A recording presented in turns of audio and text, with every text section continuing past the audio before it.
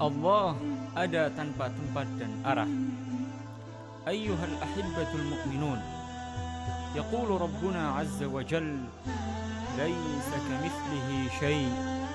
Allah tidak menyerupai sesuatu pun dari makhluknya, dan tidak ada sesuatu pun yang menyerupainya. Ayat ini adalah ayat yang paling jelas dan paling tegas di dalam Al-Quran, yang menjelaskan bahwa Allah sama sekali tidak menyerupai makhluknya.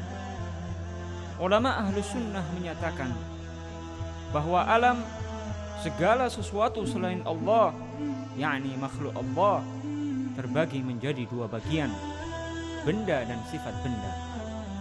Benda terbagi menjadi dua: benda latif, sesuatu yang tidak dapat dipegang oleh tangan, seperti cahaya, kegelapan, roh, angin, dan semacamnya.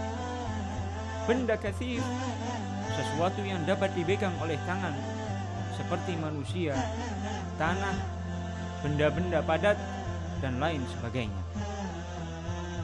Sedangkan sifat-sifat benda adalah seperti bergerak, diam, berubah, bersemayam, berada di tempat dan arah, duduk, turun, naik, dan sebagainya.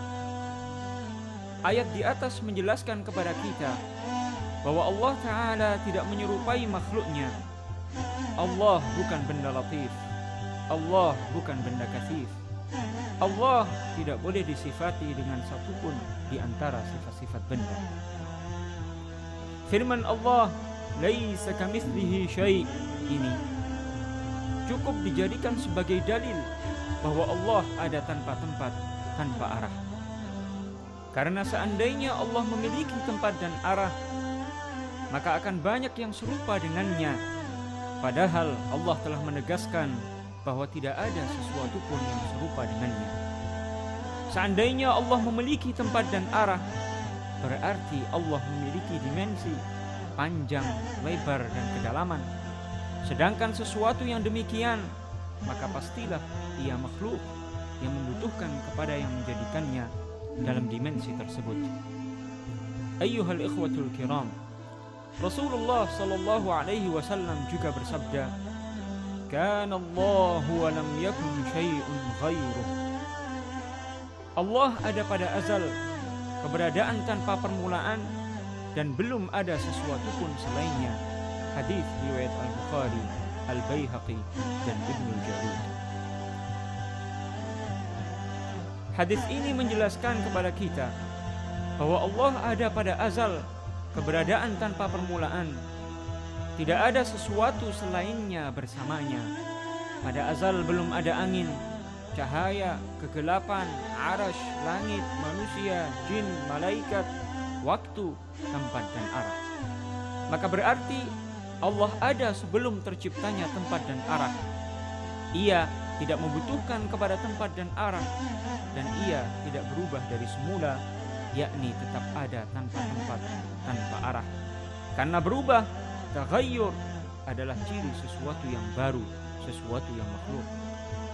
Al-Imam Abu Hanifah radhiyallahu anhu dalam kitabnya Al-Fiqhul Absat berkata, Allah Ta'ala ada pada azal, keberadaan tanpa permulaan, dan belum ada tempat.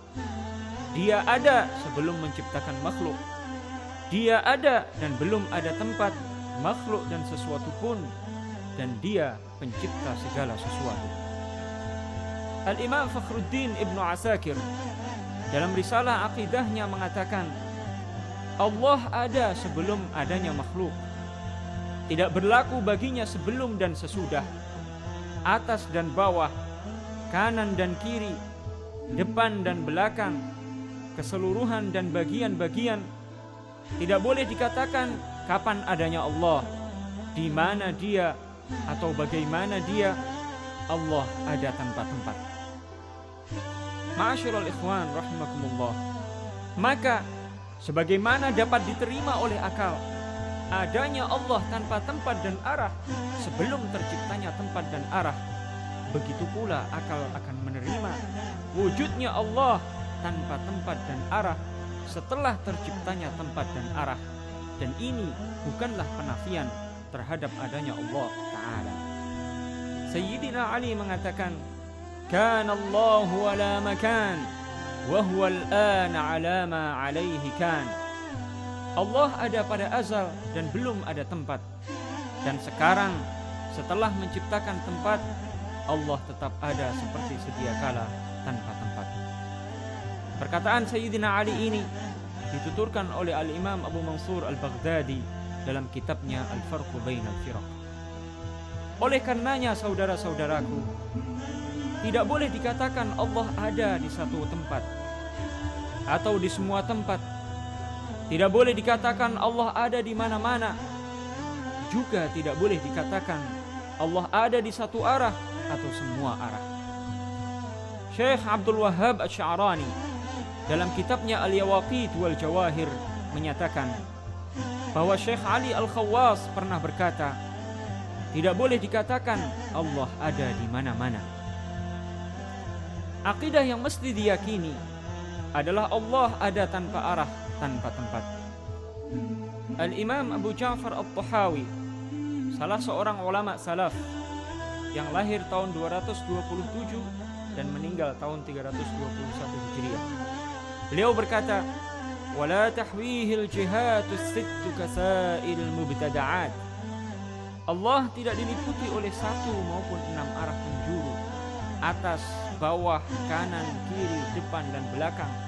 Allah tidak seperti makhluknya yang diliputi oleh 6 arah penjuru tersebut. Perkataan Al-Imam Abu Ja'far At-Tahawi ini adalah ijma', konsensus, kesepakatan para sahabat dan generasi salaf, generasi yang hidup pada 3 abad pertama Hijriah. Syekh Muhammad Nawawi bin Umar Al-Bantani dalam tafsirnya At-Tafsir Al-Munir li Ma'alim At-Tanzil jilid 1 halaman 282, ketika beliau menafsirkan ayat ke-54 dari suratul A'raf, "Tsumma stawa 'alal 'arsy", beliau mengatakan, "Wal wajibu 'alaina an naqta'a bi kaunihi ta'ala munazzahan 'anil makani wal jihah." Dan kita wajib meyakini secara pasti tanpa keraguan sedikit pun bahwa Allah Ta'ala Maha Suci dari tempat dan arah. Kiai Soleh Darat Semarang dalam terjemah kitab Al-Hikam dalam bahasa Jawa halaman 105 beliau mengatakan, "Lan ora arah, lan ora enggon, lan ora mongso, lan ora werna." Artinya bahwa Allah Maha Suci dari arah, tempat, masa dan warna.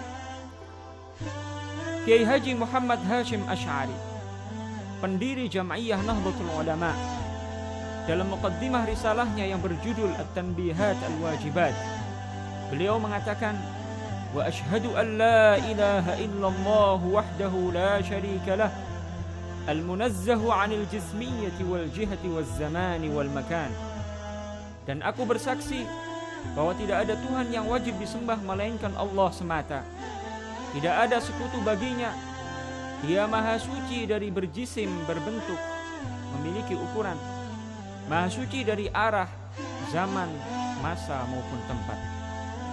Ayyuhal ahibbatul mu'minun, inilah akidah umat Islam seluruhnya, baik generasi salaf maupun khalaf, di negeri kita Indonesia tercinta ini dan di seluruh dunia Islam. Kita memohon kepada Allah agar menutup lembaran kehidupan kita dengan membawa